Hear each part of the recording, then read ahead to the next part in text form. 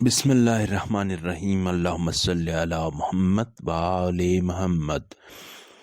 اے وہ ذات جس کی یاد کرنے والوں کے لیے سرمایہ عزت،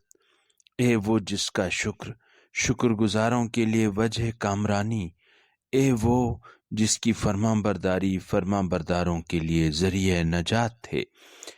رحمت نازل فرما محمد اور ان کی آل پر، اور ہمارے دلوں کو اپنی یاد میں، اور ہماری زبانوں کو اپنے شکریہ میں، اور ہمارے اعضاء کو اپنی فرما برداری میں مصروف رکھ کر ہر یاد، ہر شکریہ اور ہر فرما برداری سے بے نیاز کر دے۔ اور اگر تو نے ہماری مصروفیتوں میں کوئی فراغت کا لمحہ رکھا ہے تو اسے سلامتی سے ہمکنار کر،